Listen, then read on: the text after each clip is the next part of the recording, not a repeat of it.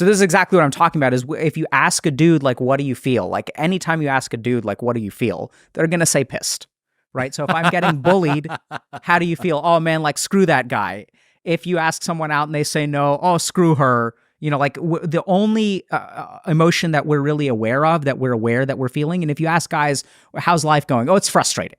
Agitation, frustration. So as men, we're kind of conditioned to feel one emotion, which is anger. And there's all kinds of other emotions underneath anger. So what we call an inability to detect your internal emotional state is something called alexithymia. Now, there's even research on something called normative male alexithymia. So normative meaning it is normal. Why is it normative male alexithymia? Because this is actually most men are alexithymic. This is what we've discovered. And it's because of the way that we're raised, maybe because of testosterone, who knows? I mean, who knows how much of it is nature nurture? But most men are not really aware of what they're feeling. And so then they'll say, I don't feel a whole lot of emotions. I'll talk to people who will say, like, I'm a robot, or they strive to have ice in their veins. Yes. Right? So we even like glorify the lack of emotional experience. The problem is that being numb to something does not mean that it doesn't exist. Right? So if I give you lidocaine and I give you anesthesia and you can't feel anything, and I literally cut into your belly is open. Just because you don't feel it doesn't mean that it doesn't exist. And this is also where we see technology, because now what we're seeing is an evening out between men and women for alexithymia, primarily due to technology, is my belief. So technology, all forms of technology will suppress our negative emotional circuitry, so we're all becoming more alexithymic. As we become alexithymic, now we're in huge problems, because just because you're not aware of the emotion doesn't mean that the emotion doesn't act. And this is why people are so confused about why their life is a certain way. Why can't I get up in the morning? Why can't I just apply for a promotion? Why can't I set limits with this person? And what's literally going on is you have a huge inferno of emotions that are restricting your behaviors that you're numb to. And so you don't realize what's going on, but what people feel is just paralyzed and stuck. And they don't realize why they can't be like these other people that are disciplined and hardworking. Like, why am I not like this? Why can't I just get out of bed and do what I need to do? Well, there's something else that is motivating you to not do that. And that's usually an emotion that you're blind to. I tweeted this a while ago. I got a ton of stick for it, but I don't care. Basically saying that not opening up about your vulnerabilities doesn't make you any less vulnerable. It just makes you less truthful. That if you're feeling a thing, not opening up about it, to me, there's no additional strength bestowed to that person. And in many ways, the person that is able to open up to the right person, not just necessarily to Twitter, well, is the person that is able to talk about the thing which is difficult to them weaker or stronger than the person who isn't able to talk about it? I think it's good to talk about negative emotions. And we have to understand even the mechanism of it.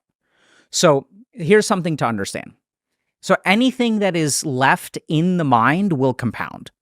So if you take a patient who has been traumatized, right? So let's say I've had patients who've been abused in their upbringing. And what happens is oftentimes what happens in abusive relationships, in abusive households, is there's secrecy. So what does secrecy do? What secrecy does is it compounds whatever is on the inside.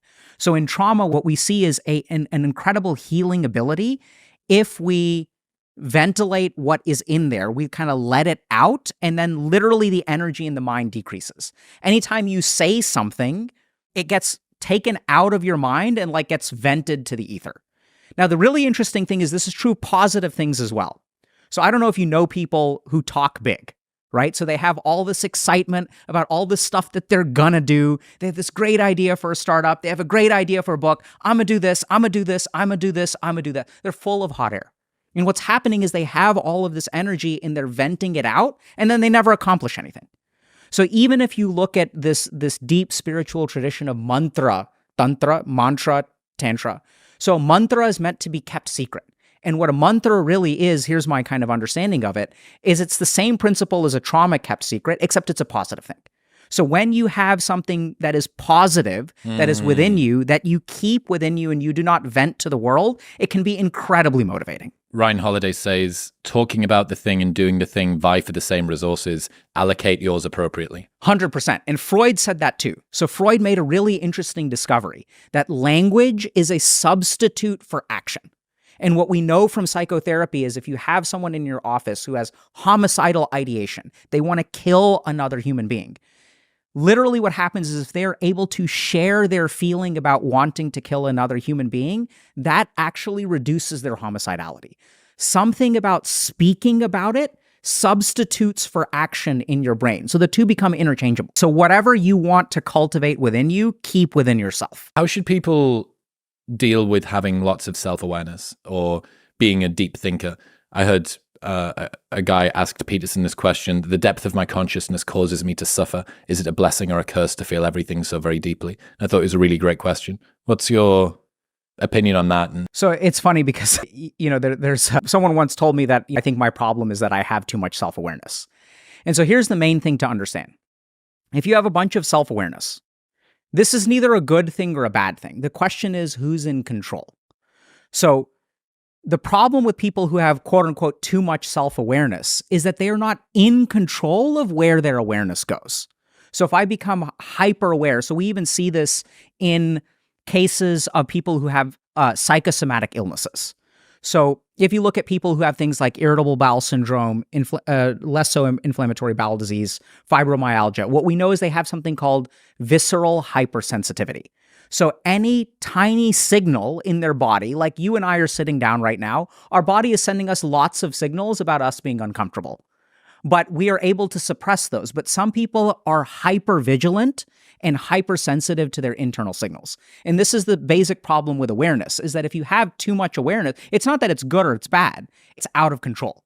So if we kind of think about, let's say, is a raging river good or bad? Well, that depends. Where is it raging? Exactly. Is it part of a dam where we're harnessing hydroelectric energy? Then it is amazing, which has been my experience, is that when I can take these people and teach them how to harness their awareness and focus their awareness, because most people who have too much awareness, it's like light that is diffracted and spread everywhere.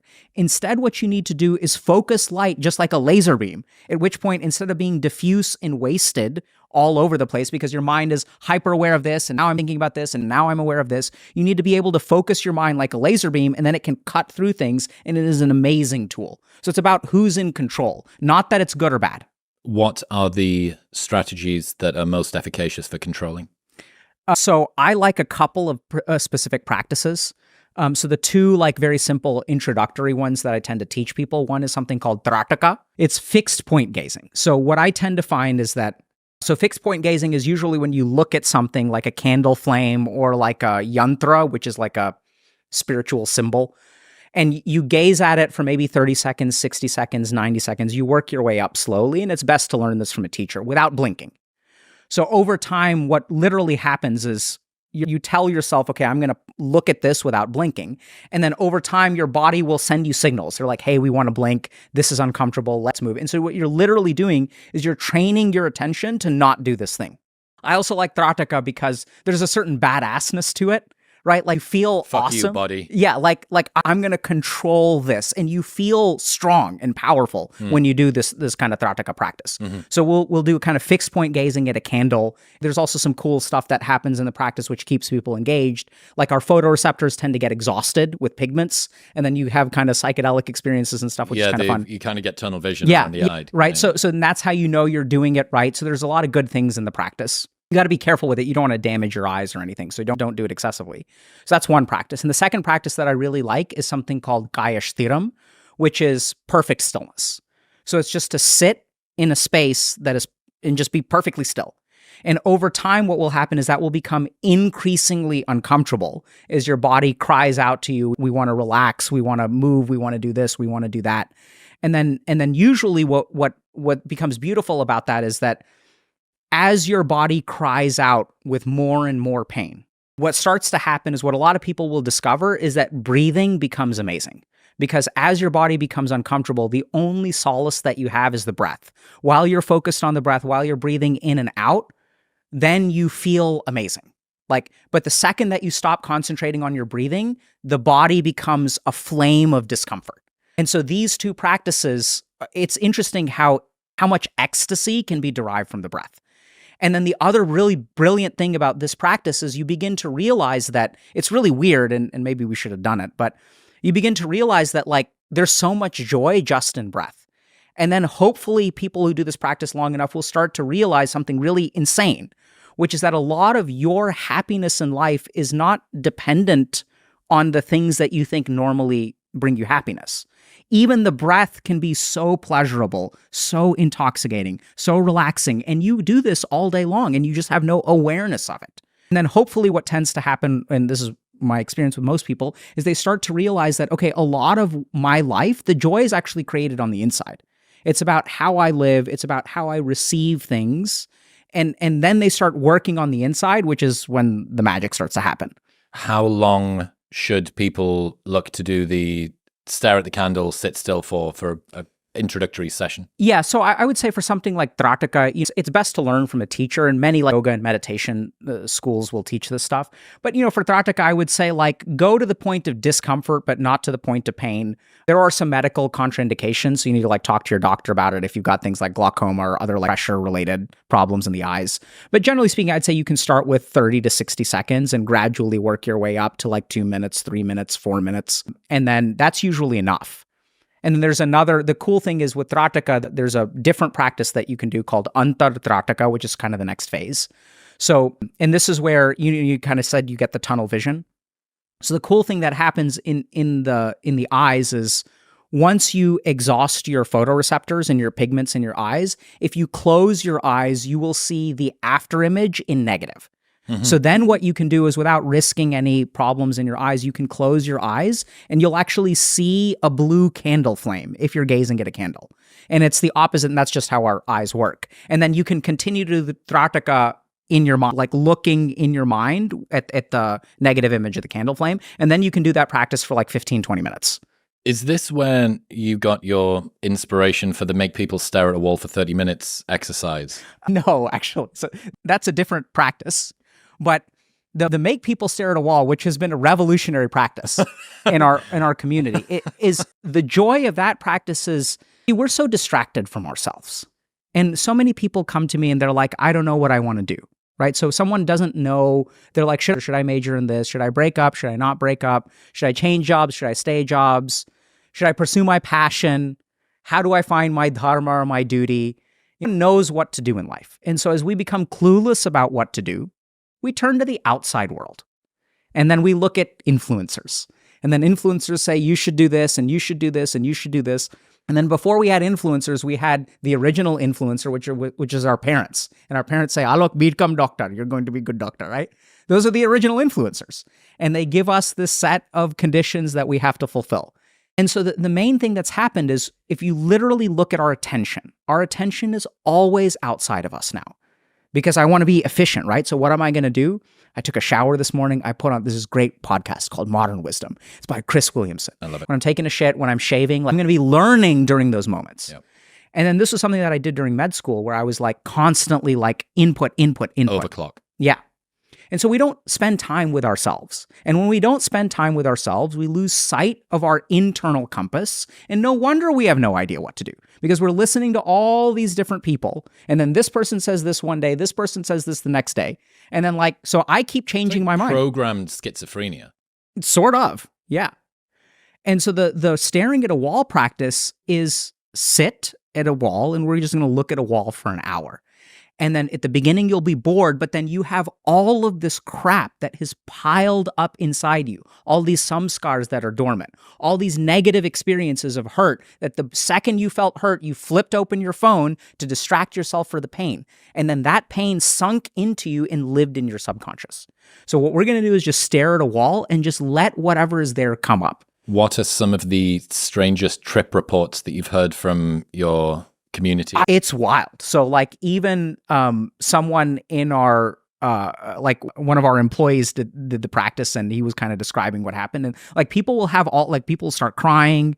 They'll feel all these things that they've never felt before. Usually the first 5 to 15 minutes are complete boredom. People with ADHD will struggle to pay attention. Their mind will bounce all over the place. And then some of them will actually end up having a very calm and rested mind after it bounces around for all over the place. But I think some people, the lucky, I'd say maybe 10 to 25% will really learn something or get some kind of emotional catharsis. I think a larger number of people start to realize they do not need to fear being with themselves. And that's really powerful. You don't need something else to entertain you. You can take a flight to Europe that is 8 hours. You don't need a book. You don't need a phone. You don't need anything. You can sit and, oh my God, it's like so terrifying, right?